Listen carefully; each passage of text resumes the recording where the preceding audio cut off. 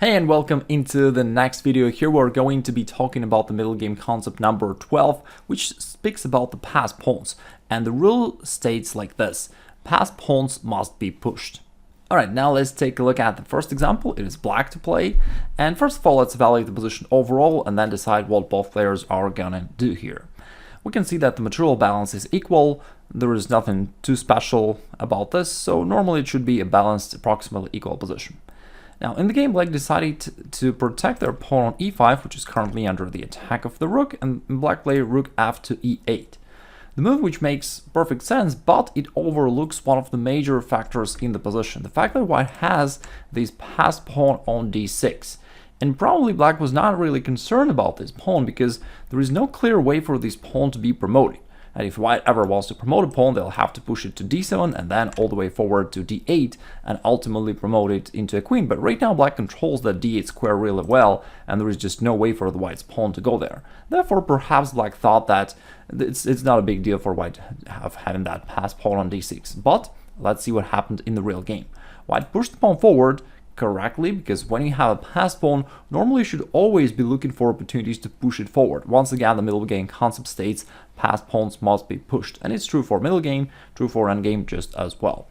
Now, the rook being attacked, black played rook d8, and now, instead of trading pawns, maybe black was hoping for an exchange that white would capture this pawn, black would capture that pawn, and the position would remain equal.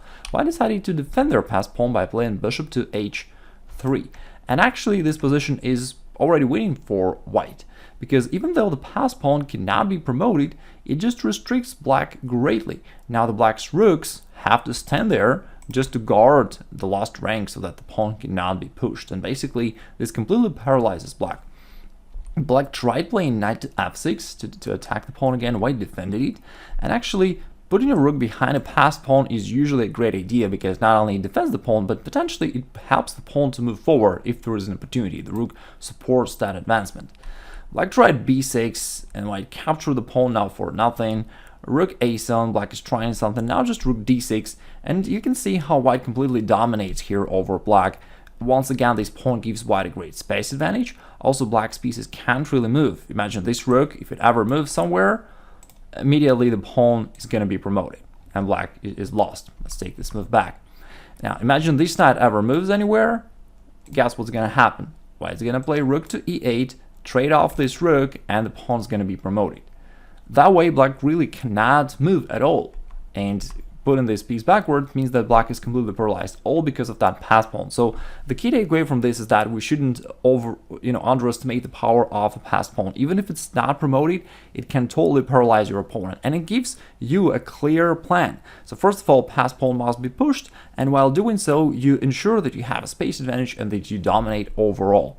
Here on this position in this game, black decided to capture the pawn, but it fails because after rook e7, black is pinned all around. Actually, black is pinning the knight down to both rooks, so the knight is going to be lost for sure, because it's under the fire of both of the white's rooks, as well as the bishop here from h3, and therefore white wins a piece and the game.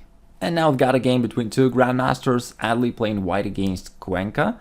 And so it's interesting to see that even grandmasters sometimes makes mistakes that we've been talking about. It was black to move here, and let's think about this position for a second.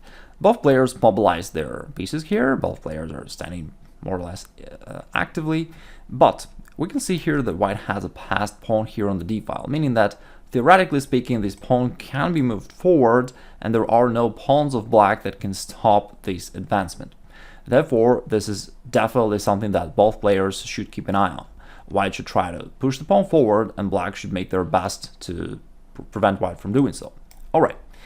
Now, it was black to move, and here black noticed that the white's rook on d4 is actually kind of trapped. It doesn't have any square to go to. Black decided to take advantage of this opportunity to win the rook, and therefore they played pawn to e5. Now, indeed, the rook has nowhere to retreat, as this square is controlled by the bishop. Therefore, white had to sacrifice the exchange, so they took here on c4 and traded over there. Now, black probably thought that they got a winning material advantage because they got a rook against a minor piece and a pawn. But now there is another important change that we can see in the position. Now, the white's pawn on d5 is a protected passed pawn, meaning that it is defended by another pawn of white. And the rule here states that protected passed pawns are extremely powerful, and very often it is a decisive winning advantage. Now, not yet, but overall the problem for black is that since the pawn is already defended by another pawn, there is just no chance for black throughout the entire game to ever capture this pawn. They can just never do this, meaning that white can always reserve an option to keep the pawn here in a well-defended position, but when the opportunity arises, they can start pushing the pawn forward, right? And black has to always keep their pieces in front of the pawn just to watch over this little pawn on d5, while the white's pieces are free to maneuver all around because, again, the pawn is defended, so there is no need for the white's pieces to keep protecting the pawn. Now, let's see what happened next. Black played bishop c5, white moved their bishop to g4 to a more active square and attacked the rook. So rook went away. White played queen d2, already kind of saying, hey, maybe I'm going to push the pawn forward. Black played bishop b4, attacking the queen. It went here, and at this point, black made a decisive mistake. Instead of trying to blockade this pawn at least by playing bishop to d6 so that it can move forward, they tried playing more actively queen c5. But that allowed white to unleash the power of their passed pawn, and we know that passed pawns must be pushed, so white waited for this opportunity, and now they can actually do this. Pawn d6. Now pawn moves forward, it's defended by the knight and the rook of white, therefore black can now take it. It also attacks the rook, so the rook is pushed back. Now white goes rook d5. We saw this similar motif in the previous game as well. Whenever you push your pawn forward, you get more space so that your pieces can advance just as well, using this pawn kind of as a shield. Now black went back, now pawn d7, the pawn keeps moving forward, rook f8, and now thanks to this pawn, we could just push black all the way backward. Now all these rooks are completely out of the game, they cannot do anything, and white is just dominating. Now knight takes c5, attacking the queen, and queen to c4, and we can see how dominant the white's pieces here are. All of the white's pieces are so active, pointing towards the black position and ready for, you know, some sort of an attack here or there, and black is just completely paralyzed. Black played queen a1, hoping for some sort of counterattack, but white just ignored that and played bishop h5, aiming for the keen attack, and then sacked the bishop here on f7.